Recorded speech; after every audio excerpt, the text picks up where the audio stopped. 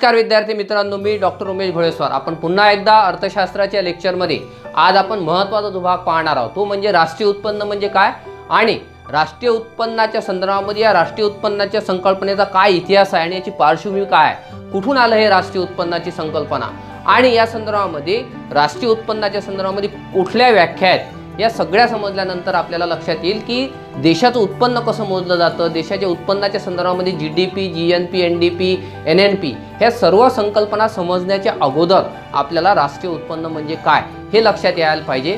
याच्यामध्ये बघा की अर्थशास्त्रामध्ये आणि अर्थव्यवस्थेमध्ये ही जी संकल्पना ही अतिशय महत्त्वाची संकल्पना आहे आणि राष्ट्रीय उत्पन्न हे आपण गेल्या लेक्चरमध्ये जे सूक्ष्म आणि स्थूल भाग पाहिला होता, हा राष्ट्रीय उत्पन्नाचा भाग कुठे येतो, हा स्थूल अर्थशास्त्रातील महत्त्वाचा भाग आहे. आणि अर्थव्यवस्थेला आणि चांगल्या प्रकारे जर समजून घ्यायचं असेल आणि त्याच्या संदर्भामध्ये राष्ट्रीय उत्पन्नाशी निगडीत असलेल्या जेवढ्याही संकल्पना आहेत त्या सगळ्या संकल्पना समजण्याच्या अगोदर आपल्याला राष्ट्रीय उत्पन्न जर समजलं तर सर्वसाधारणपणे देशाच्या किंवा अर्थव्यवस्थेमधल्या आर्थिक आरोग्याची कल्पना येते आणि देशामधलं जे काही उत्पन्न आहे त्यावरून देशाची आर्थिक सक्षमता देखील लक्षात येते. त्यानंतर या उत्पन्नाचा जर अंदाज लावला गेला तर देश कसा चांगला आहे, कोण्या बाबतीत प्रवीण आहे, कोण्या बाबतीत तो चांगल्या प्रकारच्या वस्तू निर्माण करत आहे आणि कोण्या बाबतीत तो कमकुवत आहे, याची देखील माहिती आपल्याला या राष्ट्रीय उत्पन्नावरून समजते. मात्र या ठिकाणी देशामधलं राष्ट्रीय उत्पन्न मोजलं तर राष्ट्रीय उत्पन्नावरून आपल्याला देशाच्या आर्थिक आरोग्याची तर कल्पना येईल, मात्र देशामधली शिक्षणाची आणि आरोग्याची स्थिती मात्र लक्षात येणार आहे. आणि त्यासाठी मानव विकास जो निर्देशांक आहे किंवा मानव विकास जो आहे तो आपल्याला त्या देशामधला जर अभ्यासला तर एकंदरीतल्या त्या देशातल्या सगळ्या व्यवस्थेची माहिती आपल्याला मिळते. त्यामुळे जर राष्ट्रीय उत्पन्न जर एका माणसाचं जर आपल्याला उत्पन्न मोजता येते, एका कुटुंबामधल्या त्या व्यक्तीचं किती उत्पन्न आहे, घर कसं चालते, तो कशा प्रकारे इन्कम जनरेट करतो, कसा खर्च करतो, हे जसं आपल्याला काढता येते तसंच आपल्याला एकंदरीतरित्या देशाचं उत्पन्न देखील काढता येते आणि संपूर्ण जगाच्या उत्पन्नाचा देखील अंदाज देखील लावता येतो. एवढी चांगली ही संकल्पना आहे. आता या देशाच्या किंवा राष्ट्रीय उत्पन्नाच्या संदर्भामध्ये महत्त्वाचं आहे की अर्थशास्त्रामध्ये 4 दृष्टिकोन किंवा 4 संकल्पना आहेत, ज्यामध्ये GDP, NDP, GNP आणि NNP आहे. ह्या सगळ्या संकल्पना आपण पाहण्याच्या अगोदर याची जर पार्श्वभूमी पाहिली तर लक्षात येते की 1929 म्हणजे 1929 याचा आपण उल्लेख गेल्या लेक्चरमध्ये सुद्धा केला होता की 1929ची जी जागतिक महामंदी होती, या महामंदीनंतर अर्थव्यवस्थेमध्ये मोठे बदल पाहायला मिळाले आणि सगळेच्या सगळे अर्थतज्ञ सांख्यिकीय माहितीकडे विशेष केंद्रित होऊ लागले. आणि दुसरं महत्त्वाचं की देशाच्या उत्पन्नाच्या संदर्भामध्ये वेगवेगळ्या प्रकारची आकडेवारी गोळा करण्याचं कार्य देखील 1929 नंतर झपाट्याने होऊ लागलं. आणि अमेरिकेमध्ये जागतिक महामंदीनंतर काय दिसून आलं की अमेरिकेमध्ये जे कोलिन क्लार्क आणि सायमन कुझनेट्स हे महत्त्वाचे 2 नावं आहेत की कोलिन क्लार्क आणि सायमन कुझनेट्स यांनी सगळ्यात पहिले अमेरिकेमध्ये राष्ट्रीय उत्पन्न मोजण्याचा प्रयत्न केला. आणि सायमन कुझनेट्स यांनी मुख्यत्वे ग्रॉस नॅशनल प्रॉडक्ट म्हणजे ज्याला GNP असा शब्दप्रयोग त्यांनी केला आणि या प्रकाराने त्याने उत्पन्न मोजलं अमेरिकेमधलं. आणि 1941 मध्ये national income and its composition या नावाने राष्ट्रीय उत्पन्नाच्या मोजणीची पद्धत त्याने प्रकाशित केली आणि अमेरिकेने आपले सगळेच्या सगळं शास्त्रीय पद्धतीने मोजलेलं राष्ट्रीय उत्पन्न हे 1947 मध्ये म्हणजे 1947 मध्ये त्यांनी सगळ्यात पहिले जाहीर केलं. आणि राष्ट्रीय उत्पन्न मोजण्यामधील जे योगदान आहे याबाबत 1971चं ग्रॉस डोमेस्टिक प्रॉडक्ट, त्यानंतर कॅपिटल इन्फॉर्मेशन, त्यानंतर कुझनेट्स सायकल आणि कुझनेट्स कर्व या महत्त्वाच्या कार्यासाठी काय म्हणतोय मी की 1971चं जे नोबेल पारितोषिक मिळालं अर्थशास्त्रामधलं ते कोणाला मिळालं, ते मिळालं होतं या सायमन कुझनेट्स यांना. या सायमन कुझनेट्स यांनीच राष्ट्रीय उत्पन्नाच्या योगदानाबद्दल नोबेल स्मृती पारितोषिक त्यांना हे मिळालं आणि सायमन कुझनेट्स यांचं योगदान अतिशय महत्त्वाचं होतं. त्यानंतर युनायटेड नेशननी सिस्टीम ऑफ नॅशनल अकाउंट्स ज्याला SNA म्हटलं जातं, या पद्धतीला 1953 म्हणजे 1953ला मुख्यत्वे आणि त्यानंतर अजून महत्त्वाचं म्हणजे की 2015ला म्हणजे 1953 नंतर 2008ला अजून ही पद्धती सुधारित स्वरूपामध्ये मांडली.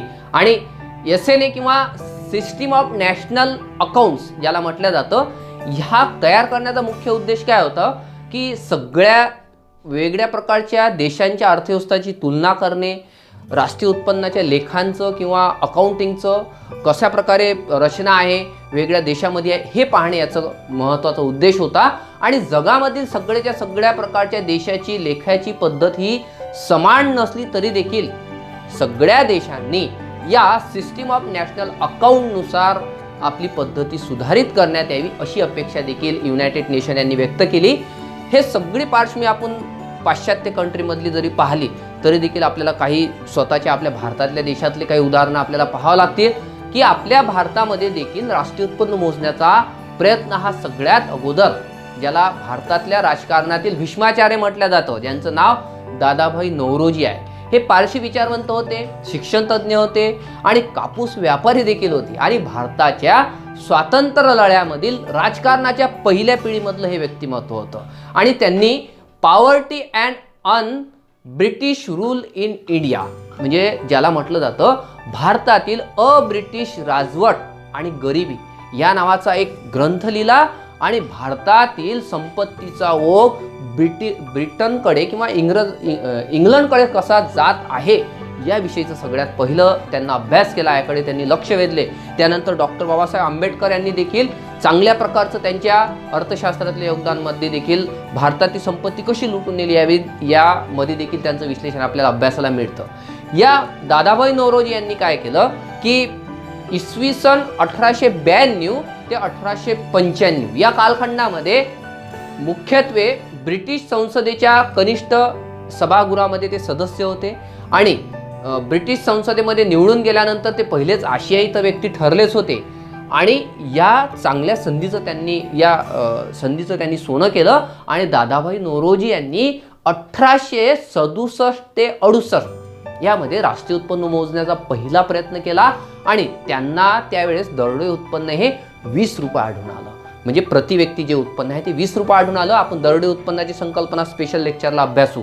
त्यानंतर या राष्ट्रीय उत्पन्नाचा या पहिला प्रयत्न आपल्याला दादाभाई नौरोजींनी केला असा आपल्याला इथं निष्कर्ष काढता येईल। त्यानंतरचं राष्ट्रीय उत्पन्न मोजण्याचं कार्य हे फिंडले शिराज नावाच्या शास्त्रज्ञांनी केलं की 1911ला सगळ्यात अगोदर त्यांनी हे राष्ट्रीय उत्पन्नाबद्दल आपला अंदाज व्यक्त केला आणि राष्ट्रीय उत्पन्नामध्ये त्यांना दरडोई उत्पन्न हे 39 रुपये इतकं आढळून आलं। त्यानंतरची पुढचं की वाडी आणि जोशी यांनी देखील अभ्यास केला। वाडी आणि जोशी यांनी 1913 ते 14 यामध्ये राष्ट्रीय उत्पन्न मोजले आणि त्यांना 44.30 इतकं दरडोई उत्पन्न आढळून आलं। त्यानंतर या सगळ्या तज्ज्ञांनी काय केलं होतं की कृषी क्षेत्रातील उत्पादन आणि गैर कृषी क्षेत्रातील उत्पन्नाच्या विशिष्ट भागाची मोजणी करून राष्ट्रीय उत्पन्न दरडोई उत्पन्न काढण्याचा प्रयास केला। आणि या सगळ्यांच्या संदर्भामध्ये महत्त्वाचं आहे की त्यानंतर देखील अनेक भारतामध्ये असे विचारवंत होऊन गेले होते की ज्यांनी अजून राष्ट्रीय उत्पन्नाच्या संकल्पनेचा डेव्हलपमेंट केला। त्यामध्ये डॉक्टर VKRV राव असं नाव आहे की यांनी 1925 ते 29 या कालावधीसाठी मुख्यत्वे राष्ट्रीय उत्पन्न मोजलं आणि त्यांना 76 रुपये राष्ट्रीय उत्पन्न आढळून आलं। राव यांनी काय केलं की सर्वात अगोदर सायंटिफिक मेथड नॅशनल इन्कम मोजण्यामध्ये आणली आणि त्याला सेन्सस ऑफ आउटपुट किंवा उत्पादनाची गणना पद्धती आणि उत्पन्नाची गणना पद्धती, ज्याला census of income and census of output असं म्हटलं गेलं, या दोन्ही पद्धतीचा अवलंब केला की ज्या अंतर्गत त्यांनी उत्पादनाचे आकडे गोळा केले, उत्पन्नाचे आकडे गोळा केले देशामधले, आणि असा अभ्यास डॉक्टर राव यांनी केला। त्यानंतर भारताला स्वातंत्र्य मिळालं 47ला स्वातंत्र्यानंतर 1949 मध्ये भारत सरकारने मुख्यत्वे नॅशनल इन्कम कमिटी म्हणजे राष्ट्रीय उत्पन्न समिती या समितीचं गठन केलं आणि प्रोफेसर PC महालनोबिस या समितीचे प्रमुख होते आणि 1950 ते 51 मध्ये यांनी पाहणी केली या समितीने आणि 1954ला आपला रिपोर्ट सादर केला। या समितीने काय केलं की राष्ट्रीय उत्पन्न मोजण्यासाठी निव्वळ उत्पादन पद्धती म्हणजे नेट आउटपुट मेथड वापरली आणि नेट इन्कम मेथड वापरली, म्हणजे शुद्ध उत्पादन आणि शुद्ध उत्पन्न त्यांनी मोजलं। आणि या समितीला काय दिसून आलं की भारताचं राष्ट्रीय उत्पन्न हे त्यावेळेस म्हणजे 1950-51 मध्ये जी पाहणी केली त्यावेळेस त्यांना आढळून आलं की 8,650 कोटी रुपये इतकं देशाचं उत्पन्न आढळून आलं आणि दरडोई उत्पन्न हे 246.90 रुपये असण्याचा अंदाज या समितीनं व्यक्त केला।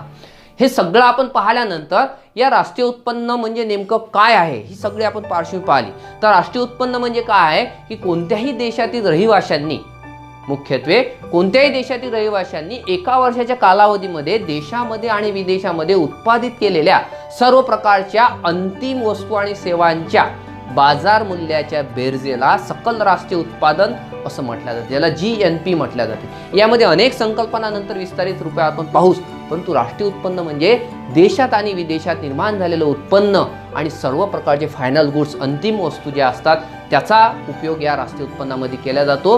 उत्पादनाच्या प्रवाहामुळे काय होते, उत्पन्न प्रवाह तयार होतो. उत्पादन तयार झालं, उत्पन्न प्रवाह तयार होतो आणि त्यामुळे काय होतं, सकल राष्ट्रीय उत्पादन हे उत्पादनाच्या घटकांना जी मजुरी मिळते, जो लाभ मिळतो, खंड मिळतो, व्याज म्हणजे उत्पादनाच्या सगळ्या घटकांना जे मोबदले मिळतात ते सगळे मोबदले जे असतात त्यांची सगळ्यांची बेरीज कशी असते हे देशामधलं उत्पन्न दर्शविते, उत्पादन दर्शविते आणि त्यामुळं सकल राष्ट्रीय उत्पादनाला सकल राष्ट्रीय उत्पन्न देखील म्हटलं जातं.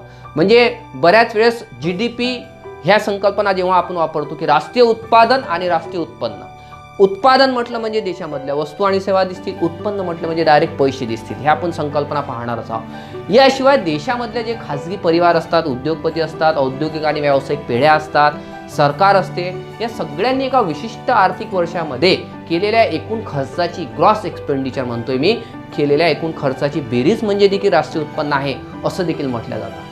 आता सगळ्यात अगोदर म्हणजे की हे सगळं आपण पार्श्वभूमी पाहिली, याची प्रस्तावना पाहिली, हे सगळं राष्ट्रीय उत्पन्नाची संकल्पना जर अजून विस्तारितरित्या आपल्याला समजून घ्यायची असेल तर आपल्याला काय पाहावं लागेल, राष्ट्रीय उत्पन्नाच्या व्याख्या पाहावं लागेल.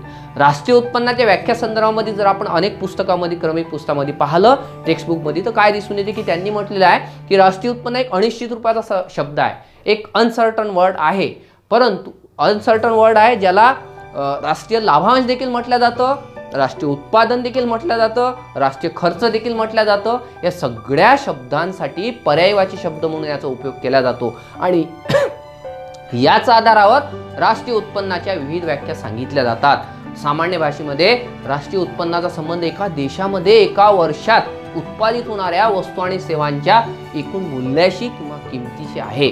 दुसऱ्या शब्दामध्ये एका देशामध्ये वर्षभरामध्ये आर्थिक क्रियांद्वारे म्हणजे व्यवहारांद्वारे प्राप्त उत्पन्नाच्या मात्रेला राष्ट्रीय उत्पन्न म्हटलं जातं.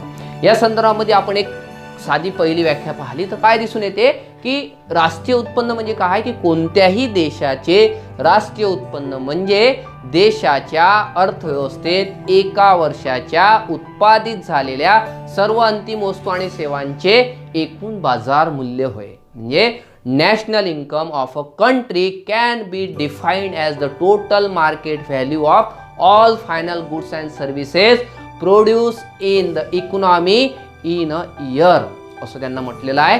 आणि राष्ट्रीय उत्पन्न म्हणजे कसं असतं, राष्ट्रीय उत्पादन मायनस राष्ट्रीय खर्च. National income is equal to national product minus national expenditure. या संदर्भामध्ये मार्शल यांची व्याख्या आहे. मार्शल काय म्हणतात, अल्फ्रेड मार्शल यांच्या मते एखाद्या देशामधील श्रम आणि भांडवलाच्या साहाय्याने नैसर्गिक संसाधनाचा उपयोग करून म्हणजे त्या देशामध्ये जेवढे नैसर्गिक संसाधने आहेत त्या सगळ्या नैसर्गिक संसाधनाचा उपयोग करून प्रत्येक वर्षी निर्माण होणाऱ्या भौतिक आणि अभौतिक वस्तू आणि सेवांचे एकूण मूल्य म्हणजे राष्ट्रीय उत्पन्न आहे. भौतिक जे डोळ्यानं दिसतात, अभौतिक जे डोळ्यानं दिसत नाही, ज्या सेवा असतात त्यांचं देखील उत्पन्न, त्या देशामध्ये किती वस्तू निर्माण होणार, त्यांचं देखील किती प्रोडक्शन होणार ते त्यांनी विचारात घेतलं आणि या सगळ्यांचं एकूण मूल्य म्हणजे मार्शल राष्ट्रीय उत्पन्न म्हणतो, ज्यामध्ये सर्व प्रकारच्या सेवांचा समावेश होतो आणि हेच त्या देशामधले वास्तविक शुद्ध वार्षिक उत्पन्न आहे. देशाचं राजस्व देखील आहे किंवा त्यालाच राष्ट्रीय लाभांश देखील म्हटलं जातं. काय म्हणतात मार्शल की the labour and capital of a country acting on it's natural resources produce annually a certain net aggregate of commodities, material and immaterial, including services of all kinds. This is the true net annual income of revenue of the country or national dividend. म्हणजे ते राष्ट्रीय लाभांश देखील तेच आहे, देशाचं राजस्व देखील तेच आहे, देशाचं वार्षिक उत्पन्न देखील तेच आहे असं ते म्हणतात. या व्याख्येमध्ये मुख्यत्वे काय मार्शलच्या व्याख्येमध्ये महत्त्वाचं आहे की त्यांनी संकल्पना तर सांगितली, मात्र आधुनिक काळामध्ये उत्पादनाने ज्या वस्तू आणि सेवा असतात त्या अगणित असतात आणि राष्ट्रीय उत्पन्नाचे मोजमाप करणं कठीण जाते. ती मोजमाप करण्याची पद्धत मार्शल यांनी दिली नाही. दुहेरी गणनामध्ये कोणत्या वस्तू असायला पाहिजे नसायला पाहिजे त्या देखील त्यांनी सांगितलं नाही. त्यानंतर पिगू यांनी जी व्याख्या केली की पिगू काय म्हणतो की राष्ट्रीय उत्पन्न समाजाच्या वस्तूंचा असा भाग आहे की जो पैशाद्वारे मोजला जातो, जो पैशाद्वारे मोजला जातो, ज्यामध्ये विदेशातून प्राप्त उत्पन्नाचा देखील समावेश होतो. म्हणजे GDP आपण जे पाहणार त्या GDP मध्ये ग्रॉस डोमेस्टिक प्रोडक्ट आहे, मात्र GNP मध्ये हे डोमेस्टिक प्रोडक्टच्या शिवाय विदेशामधलं देखील उत्पन्न येतं. त्यामुळे पिगू हा पुरस्कर्ता होता की ज्याने विदेशातील देखील उत्पन्नाचा समावेश या राष्ट्रीय उत्पन्नामध्ये केला. आणि पिगू यांनी या राष्ट्रीय उत्पन्नामध्ये जशा या जो विदेशातल्या उत्पन्नाचा समावेश केला आणि जो भाग पैशाद्वारे मोजला जातो यावर त्यांनी भर दिला. ही व्याख्या जशी सोपी आहे, सरळ आहे, कारण या व्याख्येमध्ये पैशाला आणि विदेशातील उत्पन्नाला अधिक महत्त्व दिल्यामुळे या नवीन संकल्पना राष्ट्रीय उत्पन्नामध्ये आल्या. म्हणजे national income is that a part of object income of the community including of course income derived from abroad which can be measured in money. जे मुद्रेमध्ये मोजलं जातं ते राष्ट्रीय उत्पन्न आहे, ज्यामध्ये विदेशातलं उत्पन्न देखील समावेश केला जातो.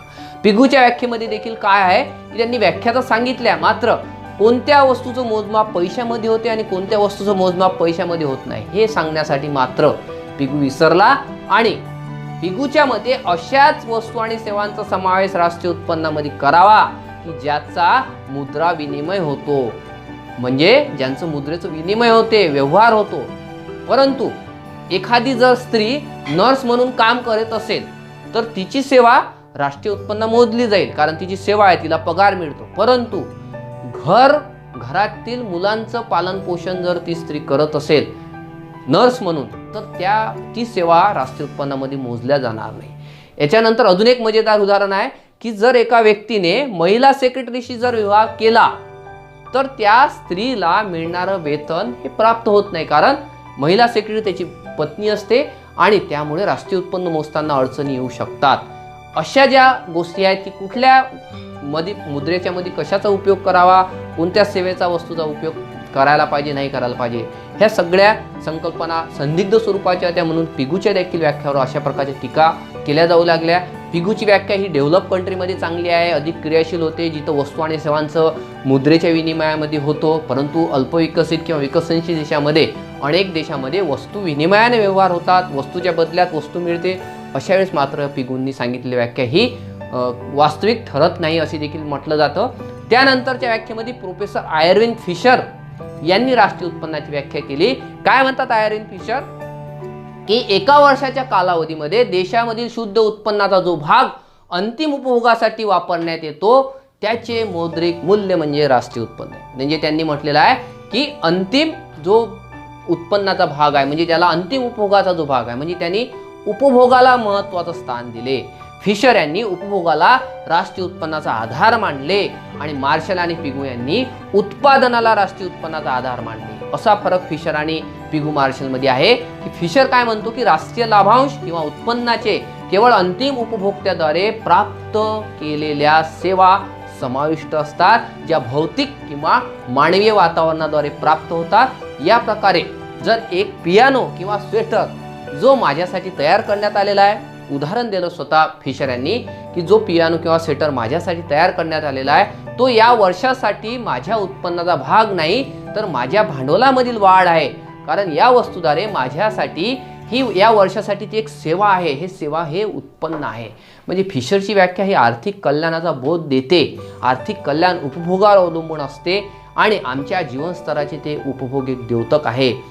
त्यामुळे the national divided or income consists society of services as received by ultimate consumers whether from their materials or from their environments. Thus a piano or overcoat made for me this year is not a part of this year's income.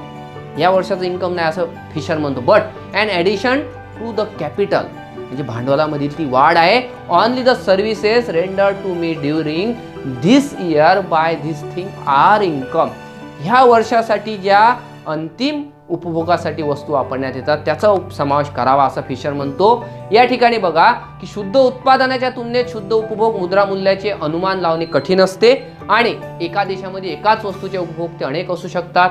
आणि बघा या ठिकाणी काय दिसून येते की उपभोगातील बहुतांश वस्तू कशा असतात, टिकाऊ असतात, ज्यांचा अनेक वर्ष प्रयोग सुरू असतो.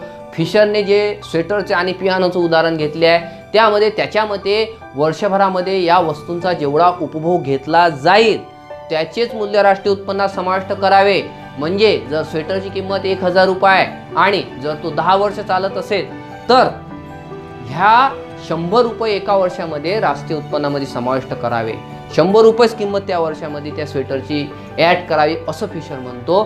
तर मार्शल आणि पिगू काय म्हणतो की या 1000 रुपयाला त्या वार्षिक राष्ट्रीय उत्पन्नामध्ये समाविष्ट करावा असा हा फरक आहे. त्यामुळं या अंतिम वस्तूंचं जे मूल्य आहे हे यावर फिशर भर देतो. फिशर काय म्हणतो की त्या पूर्ण वस्तूंच्या किती वर्ष ते चालते त्याचं नका घेऊ मूल्य, त्या वर्षामध्ये किती सेवेचं ते मूल्य देते ते घ्या असं तो म्हणतो. त्यानंतर सॅम्युएल्सनने देखील व्याख्या केली. काय म्हणतात सॅम्युएल्सन, एका वर्षात कोणत्याही देशात प्रवाहित होणाऱ्या वस्तूंचे मौद्रिक मूल्य म्हणजे राष्ट्रीय उत्पन्न होय. म्हणजे एका वर्षामध्ये कोणत्याही देशात ज्या प्रकारच्या वस्तू आणि सेवा आहेत त्याचं मौद्रिक मूल्य म्हणजे राष्ट्रीय उत्पन्न असं सॅम्युएल्सन म्हणतात. त्यानंतर प्रोफेसर जॉन मेनार्ड केन्स यांनी देखील व्याख्या केली. यांनी मध्यम मार्गाची निवड केली. राष्ट्रीय उत्पन्न हे सकल राष्ट्रीय उत्पादन आणि शुद्ध राष्ट्रीय उत्पादन या दोहोंच्या मध्यभागी कुठेतरी असतं असं विश्लेषण त्यांनी केलं, असा विचार मांडला. आधुनिक विचार जे वंत आहेत अर्थशास्त्रामध्ये त्यांनी असं म्हटलेलं आहे की एका वर्षाच्या कालखंडात कोणत्याही देशाच्या अर्थव्यवस्थेत होणाऱ्या वस्तू आणि सेवांच्या उत्पादनातून उत्पादन घटकांना जे मोबदले मिळतात म्हणजे ज्याला भूमी, भांडवल, श्रम आणि संघटन या सगळ्यांना मिळणाऱ्या उत्पन्नाची बेरीज म्हणजे राष्ट्रीय उत्पन्न आहे असं म्हणजे अर्थशास्त्राचा आधुनिक विचार प्रवाह आहे. त्यानंतर राष्ट्रीय उत्पन्न समिती जी आहे, नॅशनल इन्कम कमिटी जे आहे ते काय म्हणतं की राष्ट्रीय उत्पन्न म्हणजे कसं आहे, हे विशिष्ट कालावधीमध्ये अर्थव्यवस्थेमध्ये उत्पादित केलेल्या व दुहेरी मोजणी टाळून मोजलेल्या वस्तू आणि दुहेरी मोजणी त्यांनी म्हटलेलं आहे की एका वस्तूचं किती प्रकारचं वस्तूंची निर्मिती झाली आहे त्याचं दुहेरी मोजमाप केलं जावं नको की 1000 क्विंटलचा गहू झाला तर त्यापैकी किती क्विंटलच्या गव्हाची बेकरीमध्ये विक्री झाली, त्यामुळे तसं रिपीट व्हायला नको. तेवढ्या किती त्याचं तिथून त्या बिस्किटसाठी किती गहू गेला, रव्यासाठी किती गेला, बाकीच्या गोष्टीसाठी किती गेला ते मोजल्या पाहिजे. त्याचं प्लस मायनस त्यांनी करायला पाहिजे. असं दुहेरी मोजणी टाळून उत्पन्न मोजल्या गेलं पाहिजे असं राष्ट्रीय उत्पन्न समिती म्हणतं. त्यानंतर सायमन कुझनेट जे उद्गाते आहेत या राष्ट्रीय उत्पन्न संकल्पनेचे काय म्हणतात, राष्ट्रीय उत्पन्न हे वस्तू आणि सेवांचं असं शुद्ध उत्पादन आहे की जे एका वर्षाच्या कालावधीमध्ये उत्पादन प्रणालीमध्ये जाते. म्हणजे एका वर्षाच्या कालावधीमध्ये उत्पादन प्रणालीमध्ये जे राष्ट्रीय उत्पन्न आहे ते कसं जाते, अंतिम फायनल जो कन्झ्युमर आहे त्या अंतिम उपभोक्त्याकडे जाते. यावर सायमन कुझनेट यांनी भर दिला. त्यानंतर युनायटेड नेशन यांनी देखील व्याख्या केलेली आहे. मित्रांनो काय म्हणतात युनायटेड नेशन की राष्ट्रीय उत्पन्नाच्या संकल्पनेला मूल्यांकनाच्या प्रणालीच्या आधारावर स्पष्ट केले जाते. एका देशामध्ये एका वर्षामध्ये मुख्यत्वे एका देशामध्ये एका वर्षामध्ये शुद्ध राष्ट्रीय व्ययाच्या दृष्टिकोनानुसार म्हणजे खर्चाच्या दृष्टिकोनानुसार विविध उत्पादन घटकांच्या एकत्रीकरणास राष्ट्रीय व्ययाच्या आधारावर राष्ट्रीय उत्पन्न म्हटलं जातं. म्हणजे यांनी उत्पादनाचा खर्च किंवा राष्ट्रीय व्यय हा भाग अतिशय महत्त्वाचा मानला. याच्यामध्ये बघा की अजून organisation for economic cooperation and development ज्याला OECD म्हटलं जातं यांनी देखील व्याख्या केलेली आहे. काय म्हणतात, देशातील रहिवासी आणि उत्पादन प्रक्रियेत गुंतलेल्या संस्थांनी अर्थव्यवस्थेमध्ये कर ॲड करून कराद्वारे उत्पन्न देखील मिळते आणि अनुदाने आणि सबसिडी वजा करून म्हणजे गव्हर्नमेंट जे शेतीला अनुदाने देते, उद्योगाला अनुदाने देते ते मायनस करून आणि टॅक्स ॲड करून देशामध्ये रहिवासी आणि उत्पादन प्रक्रियेत गुंतलेल्या सगळ्या संस्थांनी निर्माण केलेलं सगळं ढोबळ मूल्यवर्धन, पैशाचं वर्धन, मूल्यवर्धन मोजण्यासाठी एक मानक म्हणजे ढोबळ देशांतर्गत उत्पादन आहे असं OECDचं म्हणणं आहे की OECD defines GDP as an aggregate measures of production equal to the sum of the gross value added of all resident and institutional units engaged in production and services plus any taxes and minus any subsidies on products not included in the value of their outputs असं OECDचं म्हणणं आहे. IMFने देखील व्याख्या केली आहे. IMFच्या पब्लिकेशनमध्ये आपल्याला राष्ट्रीय उत्पन्नाची व्याख्या पाहायला मिळते. काय म्हणते IMF की GDP measures the monetary value of final goods and services. इथं महत्त्वाचं आहे की अंतिम वस्तू आणि सेवांचं मूल्य विचारात घ्यायला पाहिजे असं IMF इंटरनॅशनल मॉनिटरी फंड म्हणतं. आणि that are the bought by the final users produce in a country in a given period of time. एका विशिष्ट आर्थिक वर्षामध्ये ज्या वस्तू अंतिम उपभोक्ते उपभोग करतात आणि त्याचं मौद्रिक मूल्य विचारात घ्यायला पाहिजे, अंतिम वस्तूंचंच मूल्य विचारात घ्यायला पाहिजे. अशा प्रकारची ही राष्ट्रीय उत्पन्नाची संकल्पना आहे मित्रांनो. यानंतरच्या लेक्चरमध्ये आपण राष्ट्रीय उत्पन्नाच्या संदर्भामध्ये त्याचं मापन कसं केलं जातं, त्या मापनाच्या कुठल्या पद्धती आहेत त्या आपण अभ्यासणार आहोत. आणि GDP, GNP, NDP आणि NNP या चारही संकल्पना आपण सविस्तररित्या अभ्यासणार आहोत. त्यामुळं या चॅनलला अधिकाधिक विद्यार्थ्यांनी लाईक करावे, शेअर करावे आणि पूर्ण हे व्हिडिओ पाहावा की जेणेकरून एक लेक्चर दुसऱ्या लेक्चरवर डिपेंड आहे. या ठिकाणी आपण आजचं लेक्चर थांबवतो. धन्यवाद.